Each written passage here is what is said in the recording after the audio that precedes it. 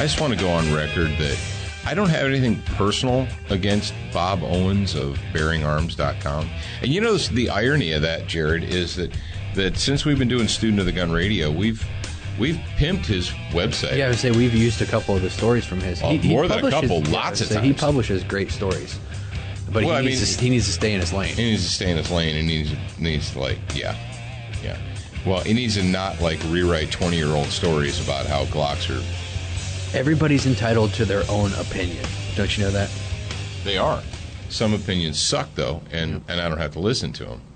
You know, there are lots of goat rapists out there that have the opinion that we should all be killed, and that's their opinion, but I'm not going to go ahead and let them do it because that's their opinion. Or their opinion, people have the opinion that we should be silenced and not allowed to say what we say because it might hurt somebody's feelings. But I'm not going to shut up. I'm not going to be silent because someone's opinion varies. And you know what opinions are like, Jared? Besides being like rectums. No, actually, I'm going to shoot you for you straight. If I go to, all right, let's say the truck's not working or the truck's making a weird noise. I could go to Zach and get his opinion about what he thinks, and I love Zach. Or I could go to Dallin, who is an experienced mechanic with 10 years of mechanical experience, and I could ask him what he thinks. Whose opinion should I give greater weight to? The person who is a seasoned and trained mechanic or the person who likes cars? Realistically? I don't know. You tell me. I think that... I like cars. I think that they're both good opinions. That's right. All opinions have merit. Yeah. So I hope Dallin last night... Oh, you did? Yeah, last night, we pulled a motor out of a Chrysler car, and it was fun. Is that why you weren't fixing your truck? Is because you were pulling a motor out of a Chrysler? No, it was dark by then. Oh, okay. I was done with mine. Oh. It's like you need surgery on your heart, and you're going to go get an opinion.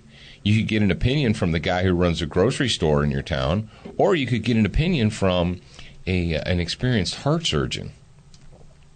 But the guy with the grocery store has a heart, and he likes having a heart, so certainly his opinion is just as valid as the surgeon from Johns Hopkins. Why in the gun industry, or at guns in general, why do people... In the gun world culture, everybody thinks because they own a gun. I own a gun!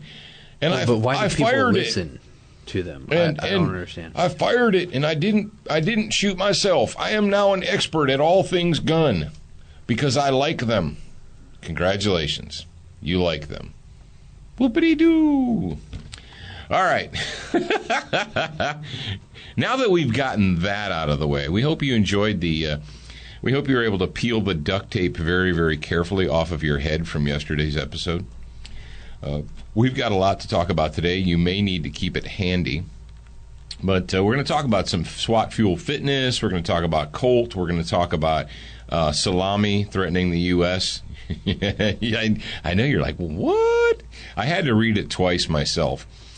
But before we get started, now, folks, I want to take a moment, and I want to thank everybody who has supported our projects. And we have how many projects do we have going, Jared? Too many. A lot.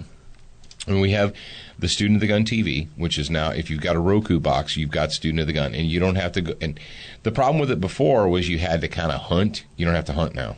It's a featured new show on Roku. If you've got a Roku player, type in the word Student of the, and it'll complete it gun, or just type in the word gun, or just go to featured shows, and it's there. So that's going on, and we're in development for more. So if you, let's say, well, I have Amazon, I have Chromecast, I have whatever. Okay, calm down, it's coming. And someone said, oh, I can't afford Roku. I have Dish, or I have Direct. Why? I'm like, dude, you guys do know that Roku is, you buy the adapter one time, and you fix it to you hook it up to your TV, and as long as that adapter can get an internet signal, you're good. You're golden. You guys understand that, right? You know what's kind of cool? You don't have to have a monthly Dish or Direct bill. What's kind of cool is that with Roku, like, we have the free version of the app, but we can also do a subscriber base where we could give them special videos.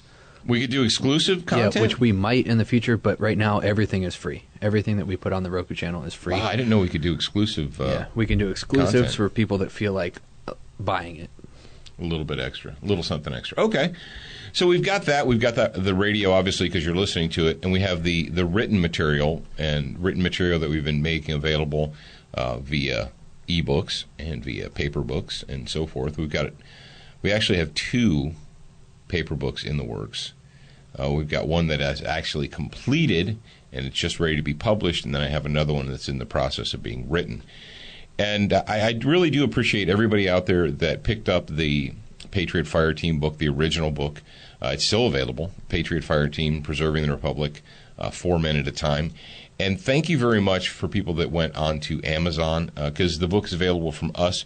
If you don't want to get it signed, if you don't want a signed version, if that's not important to you, that's cool. Rock on. It's your world. We're just living in it. It's still good information. It's still good information. But like Dad said, when the NSA offs him, you won't have anything to sell. When the NSA takes me out, you have something to sell on eBay because you'll have my signature. And believe it or not, what Zachary will do is he'll sit me down at the table with a good pen, and he brings over a stack of books, and then I'm not allowed to get up until I've signed them. Now, if you're listening to the sound of my voice, I want you to pay close attention. I want you to make sure that you checked your inbox, because Jared put together a special broadcast for you, and it has to do with the Patriot Fire Team book. So if you haven't checked your inbox, or you haven't opened that email, or you haven't read that email, you want to make sure you're doing that, okay? Now, the following segment of Student of the Gun is going to be brought to you by Century Arms, the makers of the C39 V2 and Crossbreed holsters. If you need to carry a gun, Crossbreed is there for you. Go to crossbreedholsters.com. You always need to carry a gun. And if you're carrying a gun and you've got a gun, you're going to want to keep it lubed up.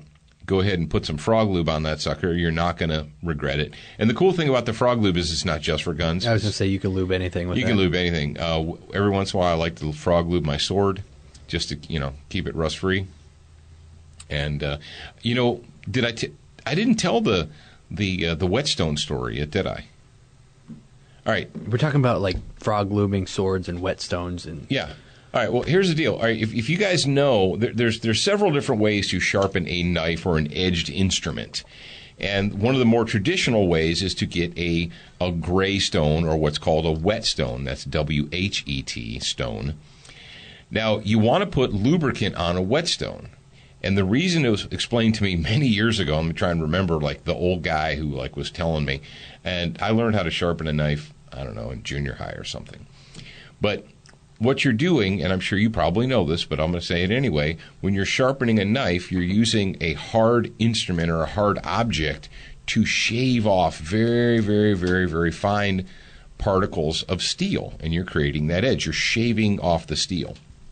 Well, the whetstone actually has pores in it, and if you use the whetstone dry, the pores get clogged with these little micro shavings of steel. So what you want to do is, and also, you're also creating friction and heat. And if you have a softer steel, and you scrape, you create heat, and you could damage the blade. So you want to put some type of a lubricant on it. And I bought one of those pucks.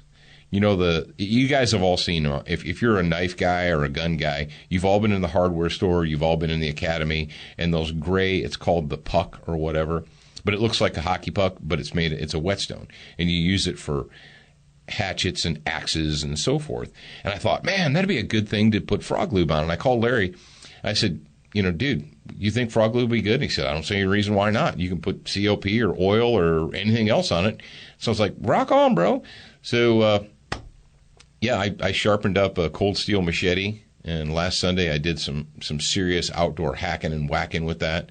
And I just resharpened that S-Wing hatchet. And because you were using that to do what? What? The hatchet. Oh, well, I split a couple coconuts. I thought you were talking about the hedge trimming. Oh, I sharpened up the machete, and then I sharpened up the S-Wing hatchet. You know, the one that looks like a hammer, only it's not a hammer, it's a tomahawk. Oh, yeah. Oh, Yeah. speaking of I forgot about the melons and stuff. Yeah, we need to wax some melons. Yeah, we need to do that. Some with our cold steel hatchets and what have you. But anyway, long story short is, yeah, you can use frog lube for anything. Is that a long enough story for you guys? Did you have something else that you needed to do? No, you didn't. What you needed to do was close your mouth, open your ears, and listen to me. And actually, I'm going to close my mouth, open my ears, and I'm going to let Jared take it from here. Physically fit, physically fit, physically fit, woman, physically fit, physically fit, woman, nice, quick, fantastic, big ship on the ocean at the big Titanic, woman, and nice, sweet, energetic, big ship on the ocean at the big Titanic, woman, and nice, quick, fantastic. All right. So, pre- and post-workout meals. This is obviously the SWAT Fuel fitness talk for this Wednesday. Pre- and post-workout meals. You lose weight at the table, you get fit at the gym. There is a difference, and you need to know it. So if you want to lose weight, work on your diet. If you want to get fit, if you want to get cut up, if you want to gain muscle, go to the gym. Pre-workout meals. If you're going to do cardio, I recommend eating fruit or carbs and easily digestible forms of protein. If you guys want more information on exactly what kinds of protein or what kinds of carbs, then contact me, and I will. It's kind of geared more towards what you're doing. So contact me, tell me what you want, and then I'll give you some information, and you can do that at Jared, Jarrad, at studentofthegun.com. Okay, so that was for cardio. If you're going to do strength, obviously easily digestible forms of protein and branched-chain amino acids. That'll help repair your muscles after the workout. Usually I take them before and after, or a double dose afterwards. Definitely before you go to bed if you work out in the evenings. Post-workout, depending on what time of day you work out, really. Most people work out in the evenings because that's after they get off work. Eating within 1 to 2 hours of working out is always best. It doesn't matter if you work out in the morning or the evening. In the evening, slow digesting protein, peanut butter, stuff like that. Light or no carbs. You don't want to have carbs sitting in your stomach overnight when you're sleeping. It's not good for you. Give us an example of quick digesting and slow digesting besides the peanut butter proteins. Protein. I mean, peanut Like, butter. are you talking about, right, like, well, you said slow digesting proteins, peanut butter. How about things like almonds or... Yeah, almonds. You could do... If you guys want specifics, contact me. Because there's tons of examples that I can give you. Protein is the most basic that everybody can eat. Well, I guess not everybody, if you have a peanut allergy. Well, there's certain types. There's vegetable proteins and there's meat proteins. There's animal proteins like bacon. Bacon. I like bacon. You know what? I'll eat bacon any time of day. I know it's not really that good for you, but whatever. Bacon. Yeah, it is. Bacon. It not only is it good for you, it keeps the Hajis away. There you go. We could do that. Oh, you take the grease and you put it around your doorway. That's right. You paint your door frame with the bacon grease. Yeah, that way it keeps the Haj away. Yeah, it doesn't go in your body. Or you could treat your gladius with bacon blood or bacon fat. That's if I was going to treat my sword with anything other than frog lube, it would be bacon grease. You know, that might be a good idea. I would say blood it'll eventually rust. Yeah, blood will rust it because it's salty. But what I think you should do, if you're with me, is make a big old pan of bacon, and then after you do that, take your sword and quench it in the bacon grease so that it gets into the pores. So that way when you're defending yourself against the Muslim hordes, the death cult, then they go straight to the netherworld. Well, then Ted Cruz won't be able to say that we helped him reach their virgins. They're all going to hell anyway. So. God's going to get you for that. Bless you. All right, bless you. They didn't hear that, but thank you. That's right. I did just sneeze. You did just sneeze. You had the cough button over there. Oh, where did I leave off? Fitness. Evening. Yeah, fitness. Morning. If you work out in the evening, I just told you what to do. Rewind it and listen if you forget. If you work out in the morning time, some vitamin C. Take some vitamin C. It helps in protein metabolism, which is the process of basically your body sorts the good proteins and the bad proteins from each other, and then it figures out where to place the proteins. The bad proteins, usually your body flushes them out. The good proteins that get sent to your muscles or wherever your body needs. Good carbs, fruit, basically natural stuff, natural fruit. All fruit's natural, right? Sure. Except for fruity people, those aren't really they're not natural. But anyway, Oh. yeah. And another thing, continuous dieting, or I don't really like the word diet, but you know what I mean. Feed your body like you would feed a sports car. When you buy a sports car, you don't want to put junk fuel in it. So don't put junk fuel in your body. Take care of your body. The food intake, the food that you intake, really depends on what your goal is. Do you want to lose weight? Do you want to gain muscle? Do you want to do both? And if you, like I said before, if you have any specific questions, contact me and I'll help you out. I have several resources that I use.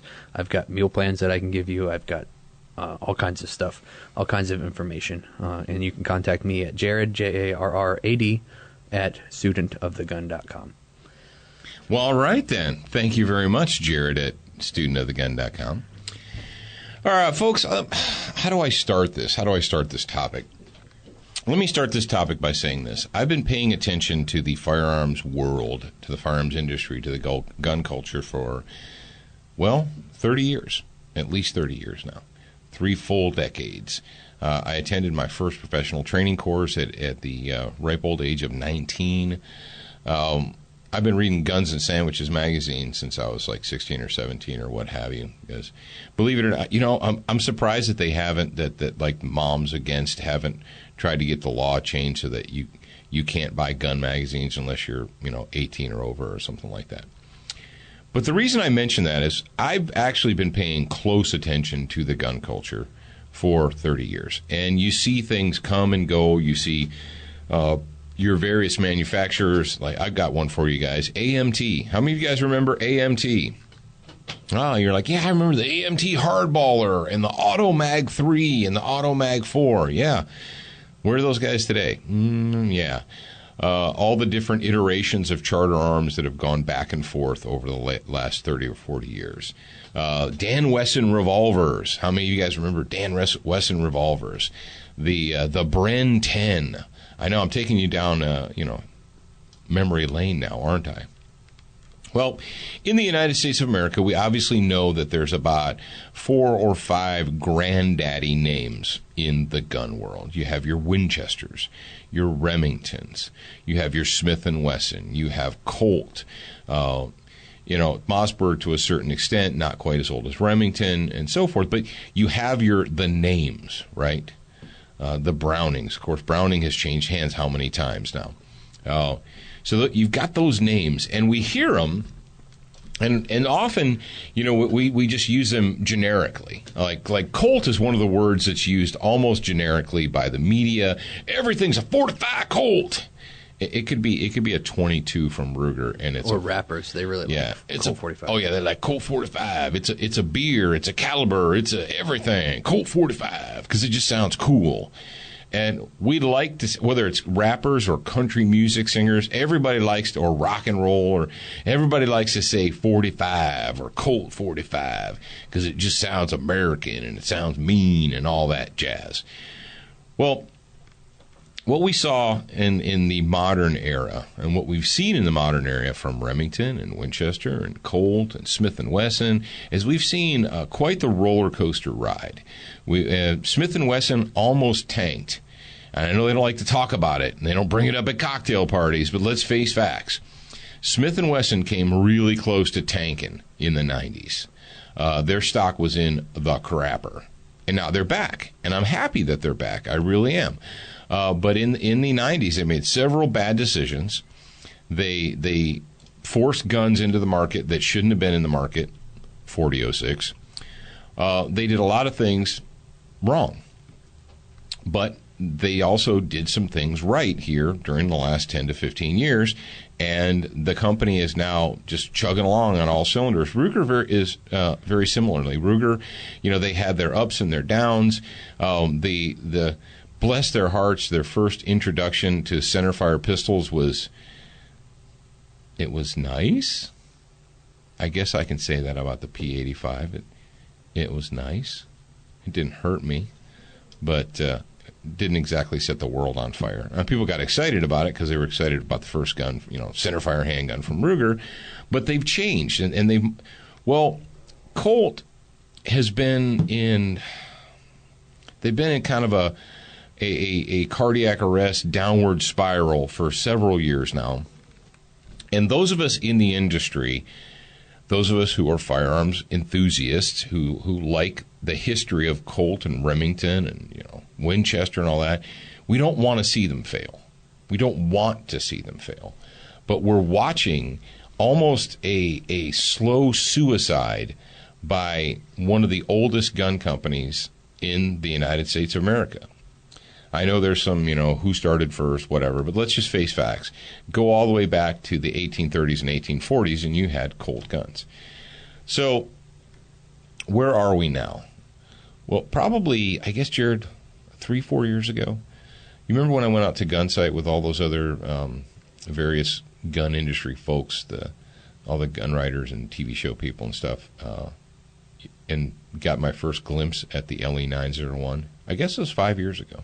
It was a great gun. Yeah, it was when the LE901, when they first introduced, matter of fact, they weren't even made yet. They had 3 guns in existence, and they brought them out there, and we tested them out, and I was like, wow, if you guys can make this work, this is great.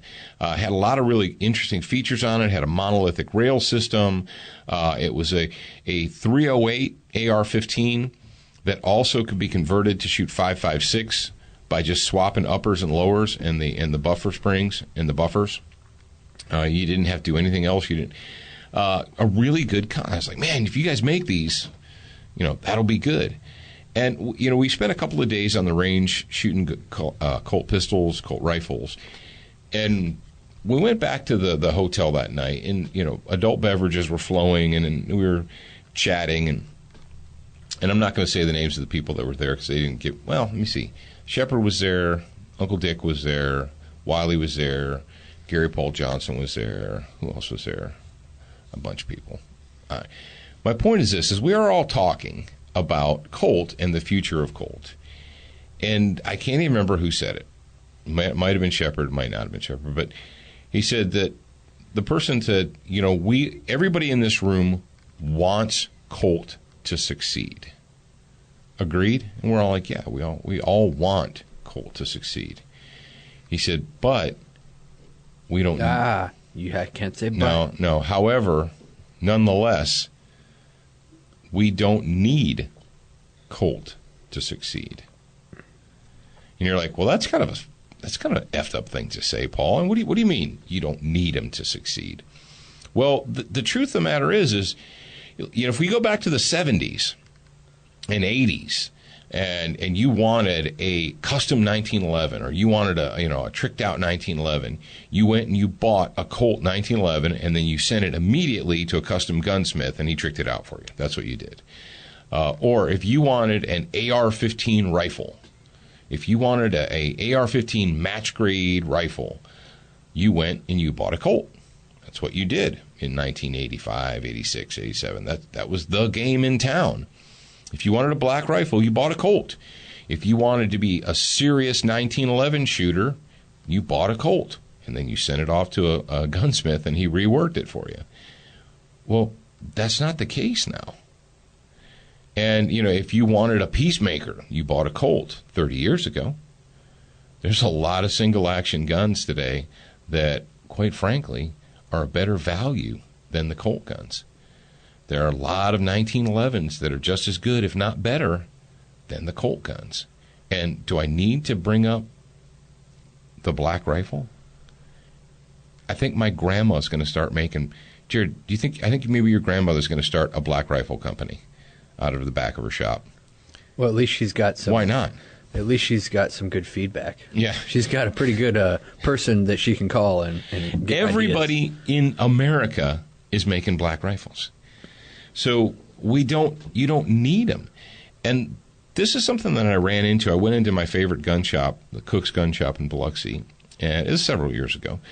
And I was talking to Mike about Colts, and he said, Paul, the only people that ever walk in that door and ask me for a Colt gun are people that are like 60 and older.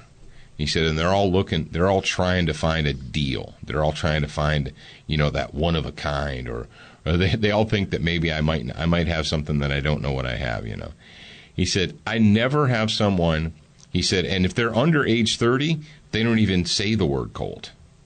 He goes, I can't think of a single time when a young gun owner, 30s, 20s, walked up to the counter and said, I want to buy the latest Colt pistol. I want to buy the latest Colt rifle. I want a Colt. He said, it doesn't happen. Colt lost an entire generation, and I'll tell you why. They lost an entire generation because for quite a while they had, a board of directors and decision makers that didn't give one rat's rear end about the American gun buyer. They were far more concerned with satisfying government contracts. And that's nice. Don't get me wrong. We got to satisfy government contracts. But government contracts don't last forever. And they ebb and they flow, and sometimes the government will order X thousands, and then they'll cancel X thousands, and so forth. If you want to be a viable American gun company, you have to cater to the American gun buyer as an individual. And they didn't do that at all. They just basically forgot about the average gun owner. It seemed like to me and people that on the outside that they didn't care. Well, then they tried to come back, but quite frankly, I don't know if it's way too little, too late. And I'll give you a great example. You guys know that Colt is in New England, and New England, when it comes to firearms, sucks. Massachusetts, Maryland, Connecticut, you name it. Those New York, New Jersey, whatever, they all suck. All their leaders are communists, and they hate guns and blah, blah, blah. They hate guns unless they're in the hands of the state. If state employees have guns, that's cool, but the peasants can't. So you and me and everybody else in the gun culture has been harping on these gun companies about, hey, knucklehead, why are you giving all this, tax money to states that hate you? Why are you supporting governments, New York State government, Massachusetts government, Connecticut government? Why are you supporting governments, state governments, that if they had their way would put you out of business? If they could get away with it, they would put you under. Why are you doing that? Well, Colt came out a few years ago, and they put a press release out that they were putting out feelers in Florida. They were going to open a new office in Florida, and everybody got excited. Everybody in the gun industry, they got excited. They're like, oh, man, Colt's doing the right thing. They're going to move to Florida. They're going to start, they're going to get their feelers out there down in Florida, and then once they get established over the next few years, then they can go ahead and move and get out of Connecticut and get away from the communists and so forth. Well, yeah, there's that. This story is from mynews13.com. It's datelined May 4th, 2015. Kissimmee. Bless you. A deal to bring gunmaker Colt manufacturing to Osceola County is officially dead, and the county will now have to pay $150,000. County commissioners voted Monday to kill its deal with Colt and pay the money the company still owes to the state of Florida. The gun company announced plans in 2011 to open new offices in Kissimmee and bring 63 new jobs, but that never happened. The $150,000 Colt owed to the state was for renovations the company made to the building it has leased from the county, but it never actually set up shop. Technically, Colt still has until October 2015 to create those jobs. If the company doesn't comply, it would owe the county more than $50,000. But county commissioners said that they're tired of waiting while the building sits empty, and paying off Colt's $150,000 debt is just a way to move on. The county is already looking for a new tenant, one possibly in Orlando's Valencia College. Okay. So there you go. So the Colt moving to Florida deal is dead. So much for that. That was kind of everybody was excited about that. They're like, oh man, Colt's going to move to Florida. Florida's gun friendly. That's going to be a good move for Colt. Yeah. So there's that. Well, And then the following story, the next story, comes to us from and the source is grandviewoutdoors.com. And believe me, giving you guys this news does not bring me any joy. I find it rather sad, but it's something. And you know what? If nothing else, maybe other companies can learn, because I tell you what, Remington's written the book here the last 5 years on screwing up by the numbers. So, yeah, I said it. May 7th, 2015, Colt Defense could go bankrupt next week, and that would be this week. One of the nation's oldest firearms makers, manufacturers, and makers of America's first mass-produced revolver has asked its investors to take a 70% pay cut, or the company will be forced into bankruptcy. According to financial reports, Colt Defense LLC told investors that it would need to restructure its $250 million bond debt with a new issue of bonds at a higher interest rate, but a longer loan term at 30% of the original value in order to stay in business. If the bondholders don't agree to the plan, the company will offer a so-called prepackaged bankruptcy agreement that would allow or would avoid a lengthy court fight and allow Colt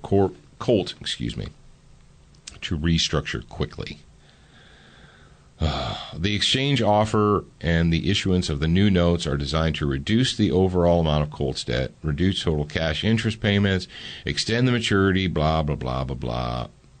And here we go. As you're hearing this, it's either going to have been a thumbs up or a thumbs down, because the terms, and this story was dated on the 7th, says the terms are required to be agreed on by midnight, May 11th.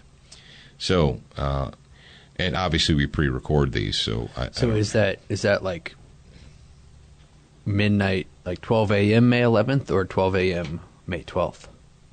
No, midnight, May 11th. So it's at the beginning of the day. It'd be the last minute of the day. So 11, you want to get technical? 11:59 on May. It's 11th. not 24:01. Okay. Just wondered. Is there a 24:01? What do you mean? There's 2300, 2400. Is there a 24:01? No. No, there's not. Yeah. What happens after 2400? It goes around. What is it? Where does it start back up again? There 2400 is actually 0001. Yeah, no, there is no 2400. Yes, there is. It's 0000. No, it's not. Don't be a retard. Why are you being a retard? I'm being serious and you're being a retard. Okay, so long story short, by the time you listen to the sound of my voice, go to your favorite search engine, go to DuckDuckGo, and type in Colt bankruptcy and see what you see. But, folks, it like I said, it makes me sad. And you know what's really incredibly sad is the fact that what did we have in 2012 and 2013? Everybody who was in the black rifle market made money. Dudes making black rifles out of their garages were 12 months back ordered. We had a boom in the firearms industry, regardless of why you think it happened, whether it was Obama or whether it was Feinstein or whether it was, the end of the world preppers. It doesn't matter. The fact of the matter is if you made guns in 2012, 2013, guns, ammo, accessories, anything that's screwed or attached onto a gun, if you made that, those were record sales years for you. How do you come out of 2 years of record-breaking sales and you're negotiating bankruptcy? What did you do with all that money? Snort it up your nose in cocaine? Hookers and coke? Ladies and gentlemen, I don't know what to say. If you're making black rifles, if you're a company making black rifles, and you were in business in 2012, you sold everything. We've got a special interview coming up with Bill Wilson that's going to be in the Grad Week. And he told us... Have we announced that to the public yet? No, we haven't. Anyway, Bill said, it was so bad during the height of that they had completely assembled rifles ready to go and couldn't ship them because they didn't have bolt carrier groups. It was that, Red Jacket, which is now Atlas, they were in the same position. They had racks of rifles ready to go, and they didn't have enough bolt carrier groups to So who's like the complete universal bolt carrier group supplier. Well, that's the thing is what it used to be is, not everybody who makes rifles makes all the components. They outsource a lot of them. And a lot of these guys got burned because they were outsourcing, whether it's stocks or bolt carriers or whatever. A lot of companies make their own upper and lower receivers because that's pretty easy aluminum machining. But in barrels another one. Very few companies actually make their own barrels because it is an expensive process. So if you can just outsource and buy barrels from somebody else and not have to spend $1 million on machinery, go team. Until everyone in the world is trying to buy the same barrels.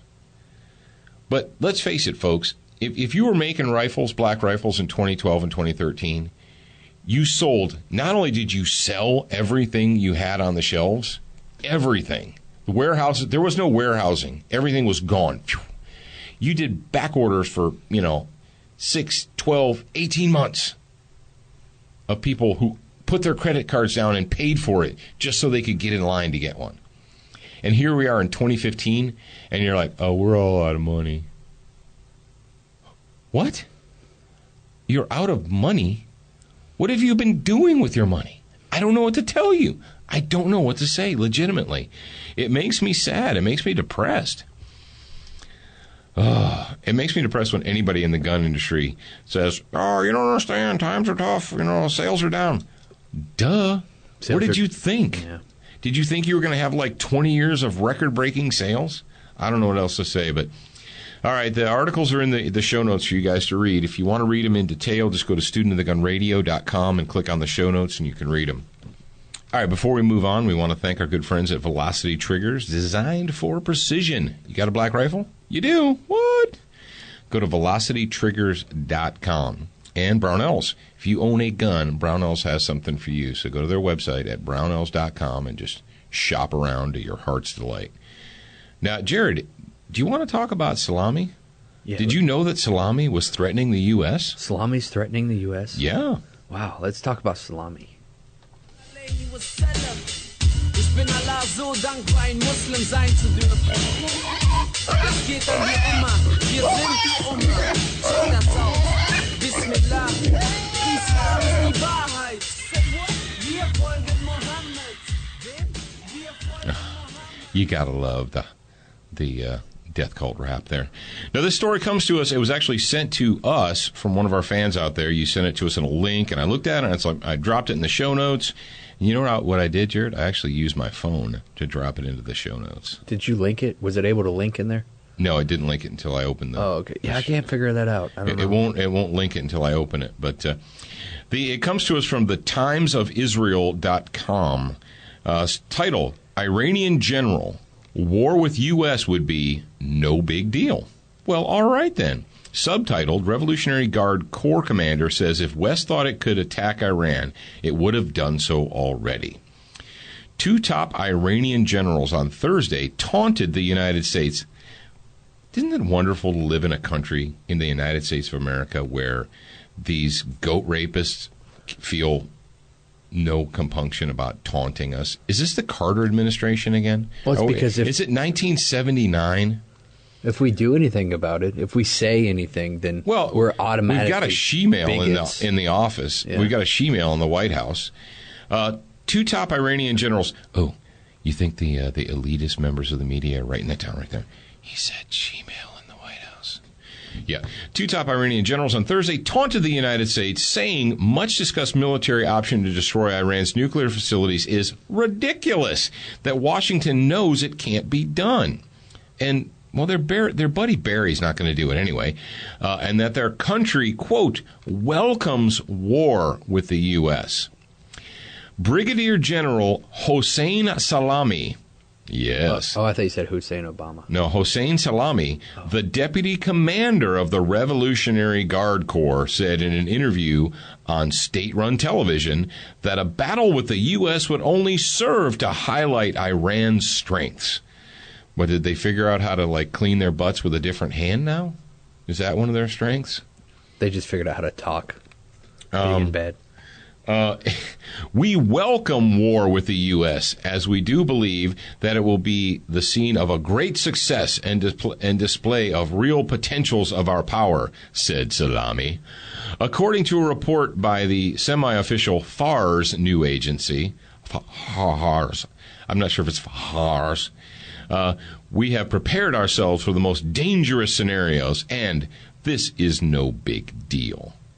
Well, there you have it, folks. You're living in the United States of America in 2015, and it might as well be Jimmy Carter's administration in 1978, where we have thugs and dictators and booger-eating morons getting in front of cameras and threatening the United States of America. Because why? Because they know that there is a weak, ineffective, flaccid...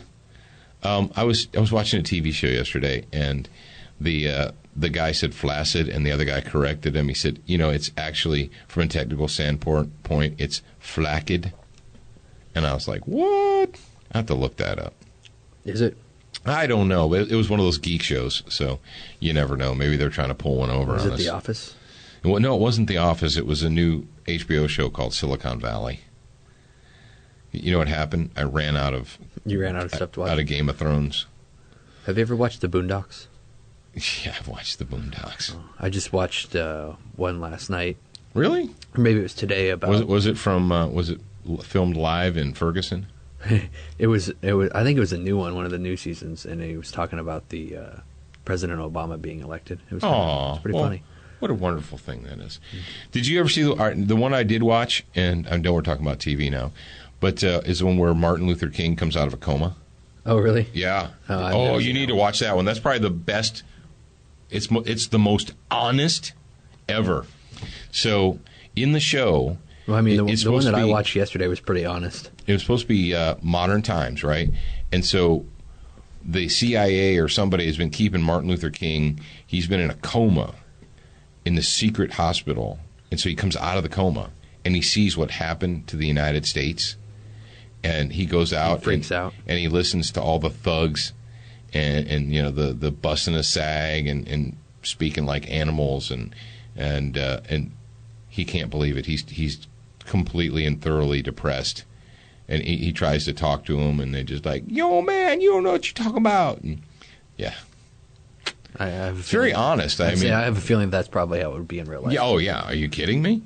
How many modern thugs running around jumping on police cars in Baltimore do you think know who Rosa Parks was? I don't know. Let's get back to the topic. Or Booker T. More topic, less off topic. This is topic.